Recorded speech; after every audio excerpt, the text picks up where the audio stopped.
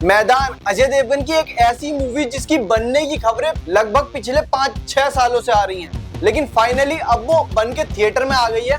और वो बात करती है एक ऐसे व्यक्ति के बारे में कि जब उसने इंडियन फुटबॉल को कोच किया तो वो इंडियन फुटबॉल का गोल्डन एरा कहलाया। अगर इस मूवी की कहानी की बात करूं तो ये बात करती है मिस्टर S.A. रहीम के बारे में, जिन्होंने 1952 से 1962 के बीच इंडियन फुटबॉल को कोच किया।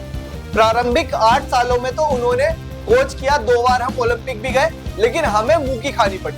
8 साल तक मेहनत करने के बावजूद कोई रिजल्ट ना मिलने के बाद परेशान होकर फेडरेशन ने मिस्टर S.A. रहीम को कोच की पोजीशन से निकाल दिया और एक नए कोच रख लिया। जैसे ही उन्हें निकाला गया तभी कुछ समय बाद उन्हें पता चलता है कि उन्हें तो लंग कैंसर है, क्योंकि वो बहुत ज्यादा सिगरेट पीते थे। तो अब वो घर पे रहते तो हैं, लेकिन पूरे समय उनके दिमाग में चलता रहता है कि यार ऐसे कर सकते हैं, वैसे कर सकते हैं, इस प्लेयर को खिला सकते हैं, ये है वो है। तो घर वालों को दिखता तो है ही कि यार ये बंदा सिर्फ फिजिकली हमारे सामने अवेलेबल है, मेंटली आज भी इसका दिमाग वही फुटबॉल के ग्राउंड में घूमता रहता है। तो फिर से एक बार इनकी पत्नी इन्हें प्रोत्साहन देती है कि जब आपका मन और दिमाग, दिल सब कुछ वहीं पे है, आप कोशिश करो, आप शायद इंडियन फुटबॉल को उस ऊंचाई तक ले जा सकते हो जो आप सोचते हो।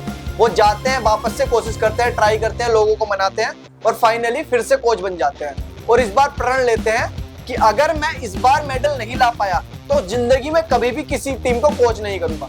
तो एक तरफ हम देखते हैं कि वो अपनी बीमारी से जूझ रहे हैं और दूसरी तरफ पूरी जी जान से, लगन से हमारी फुटबॉल टीम को कोच कर रहे हैं। और फिर तभी आते हैं एशियन गेम्स। वहां पे हम जाते हैं और पहले ही मैच में हमें मुंह की खानी पड़ती है, हम बहुत बुरी तरह हारते हैं। लेकिन फिर दूसरे मैच से जो हम वापसी करते हैं और जैसे जैसे एक के बाद एक बड़ी से बड़ी टीमों को हराते चले जाते हैं, वो बिल्कुल देखने लायक है। फिर कैसे हम एक के बाद एक बड़ी टीमों को हराते चले जाते हैं और कैसे फाइनल में उसी टीम से भिड़ते हैं जिससे पहले एनकाउंटर में हम बहुत बुरी तरह हारे थे। अब देखना यह है कि फाइनल हम जीत पाते हैं, नहीं जीत पाते, ये क्या होता है। Mister S.A. रहीम का इंडियन फुटबॉल में क्या योगदान है, आप इस बात से अंदाजा लगा सकते हो कि 1960 से आज तक इंडिया ओलंपिक्स के लिए फुटबॉल में क्वालिफाई तक नहीं कर पाया, मेडल लाने की तो दूर की बात है। जैसे ही हम एशियन गेम्स जीतते हैं उसके 9 महीने के अंदर अंदर वो इस दुनिया को छोड़ के चले जाते हैं और उनकी कमी कैसे इंडियन फुटबॉल में आज तक खल रही है। एक तरफ हम बात करते हैं कि इंडियन फुटबॉल ग्रो कर रहा है, ये कर रहा है, वो कर रहा है, रोनाल्डो और मेसी के साथ हमारे भी प्लेयर्स का नाम लिया जाता है, और दूसरी तरफ हमें ओलंपिक्स में क्वालिफाई करने तक के लाले हैं। पिछले 64 सालों में हम एक बार भी क्वालिफाई तक नहीं कर पाए। एक बात बहुत जरूरी कि जिस दिन से इसका ट्रेलर रिलीज हुआ उसी दिन से इस मूवी की कंपैरिजन करी जा रही थी चक दे इंडिया से। तो क्या ये मूवी सिर्फ पैसे बनाने के लिए बनाई गई है या सच में इसका कोई मतलब है? तो देखो, चक दे इंडिया और ये दोनों ही एक जैसे टॉपिक पे जरूर बेस्ड है, लेकिन दोनों का जो ब्रॉडर पर्सपेक्टिव है वो बहुत ज्यादा अलग है। और इस मूवी में जिस तरह के कैमरा एंगल्स का यूज किया गया है और जिस तरह से इन्होंने ओलंपिक्स की फुटेज को और अपने प्लेयर्स के प्लेइंग के तरीके को एक साथ मिला के दिखाया है, वो बिल्कुल काबिले तारीफ है देखने में। इनकी सिनेमेटोग्राफी इस हद तक अच्छी है कि अपने साथ पूरी ऑडियंस को एंगेज कर लेते हैं कि जब जब स्क्रीन पे गोल हो रहा है सारी ऑडियंस चिल्ला रही है, खुश हो रही है। और मतलब जो स्ट्रगल उन प्लेयर्स की है जो हमने देखी है वो पूरी फील करती है ऑडियंस, और साथ में दिख के आता है, मतलब पूरी तरह से ऑडियंस कनेक्टेड है।